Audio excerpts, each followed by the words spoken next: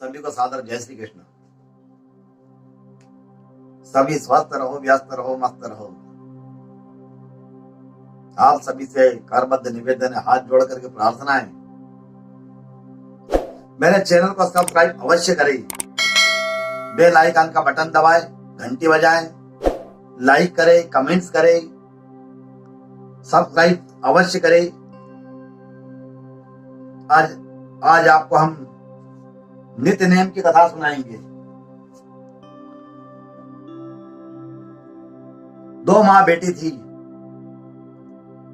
वह रोजाना नित्य नेम की कथा कहानी कहा करती थी। उसकी बेटी ने कहा, माँ मैं नित्य नेम की कहानी कहूंगी। माँ ने कहा, बेटी तेरी कहानी ससुराल में कौन सुनेगा। उसने जीत की कि नहीं माँ, मैं नित्य नेम की कथा कहूंगी। पहले माताएं अपने बच्चियों को उनके ससुराल में रहने के संस्कार सिखाती थी। अपनी यहाँ की प्रथा नहीं थोपती थी उसके ऊपर कि तू पराए घर जाएगी इसलिए वहां की प्रथा तेरे पर लागू होगी, वहां के नियम लागू होंगे। तो उसकी माँ ने उसको समझाया कि नहीं बेटा, नित्य नेम की कथा का तू पालन मत कर, तेरे ससुराल में कौन सुनेगा। यहाँ माता कह रही है बेटी से। उसने जीत की, नित्य नेम की कहानी कहने लगी और कहानी कहते कहते काफी समय बीत गया। एक दिन उस बालिका का मांगलिक कार्य का योग आया, उसका विवाह हुआ, शादी हो गई, ससुराल गई। वहां जाकर के सबसे कहती कि मेरी कहानी सुन लो। तो उसके ससुराल में उसके सभी रिश्ते नाते वाले सभी कुछ न कुछ बहाना बनाकर टाल देते, कोई कहानी नहीं सुनता, वो भूखी रहती बेचारी। एक दिन पड़ोसन बोली, मैं तेरी कहानी सुनूंगी। वह आती, कहानी सुनती, बहू खाना खा लेती, भोजन कर लेती। एक दिन ननंद ने अपनी माँ से कहा कि माँ, भाभी पड़ोसन के कहने पर खाना तो खा लेती है और हम कहते तो नहीं खाती है। माँ ने कहा उससे मना कर देना। उसने कहा अच्छा। लड़की ने पड़ोसन से मना किया तो पड़ोसन ने अपने पति से कहा कि उसकी बेटी मना करती है। तो पति ने कहा कि उसकी माँ मना करे तो मत जाना। अगले दिन सास ने मना ही कर दिया तो पड़ोसन नहीं आई। अब बहू की कहानी कौन सुने, बहू की कहानी कौन सुने। पड़ोसन नहीं आई, वह भूखी रहती। ससुर जी ने पूछा बहू कैसी हो। तो सास ने कहा कि अच्छी हूं, काम काज तो कर लेती है मगर खाती नहीं है। ससुर जी ने कहा कि बड़े घर की बेटी है, काम करने से थक जाती होगी, इससे काम मत कराया करो। लेकिन वह फिर भी नहीं खाती है। धर्मराज का आसन डोल उठा कि इस नगरी में ऐसा कौन है जो भोजन नहीं करता, उसे बुलाओ। धर्मराज तक बात पहुंची। धर्मराज ने कहा, भाई ऐसा कौन है जो भोजन ही नहीं करता है। उनका सिंहासन डोलने लगा। उन्होंने आज्ञा दी अपने दूतों को, जाओ कौन ऐसा जीव जो भोजन नहीं करता, उसे बुलाओ। स्वर्ग से विमान आए और सास बोली मैं चलूं। तो बहू ने कहा तुम्हें तो बहुत काम था, मेरी कहानी सुनने का समय नहीं था।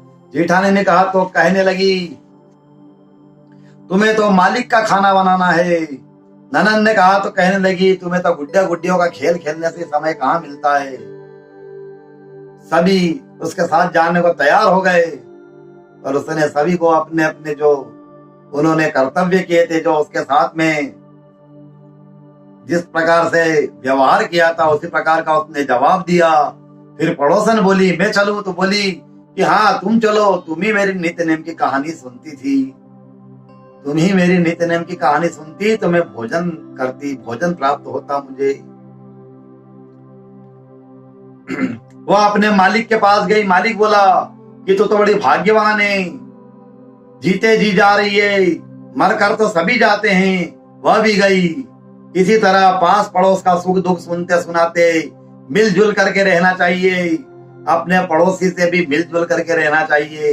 अपना पड़ोसी कभी गर्म हो जावे तो उससे थोड़ा सा शांति से नरम भी हो जाना चाहिए। अपने को पड़ोसियों से वैर नहीं देना चाहिए।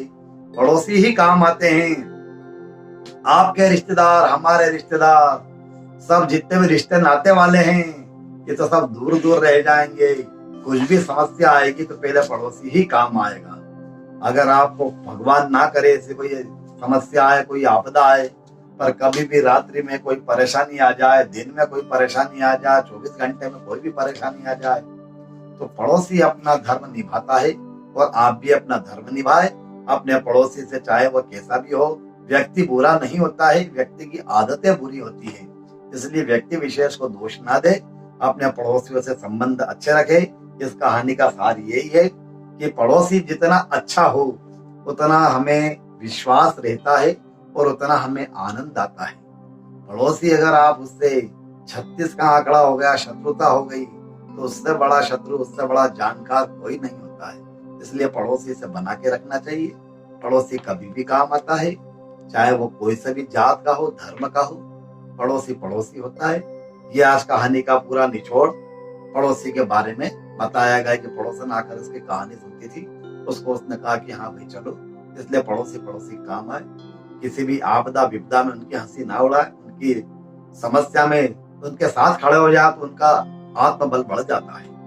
भले आप उन्हें आर्थिक रूप से मदद ना करें, लेकिन आप खड़े होते ही उसको आश्वासन मिल जाता है कि मेरा पड़ोसी है, सज्जन व्यक्ति है मेरे पास। मैं आपसे पुनः निवेदन करूंगा, आप मेरे चैनल को सब्सक्राइब अवश्य करें, बेल आइकन का बटन दबाएं, घंटी बजाएं, लाइक करें और कमेंट्स जरूर करें। सभी स्वस्थ रहो, व्यस्त रहो, मस्त रहो।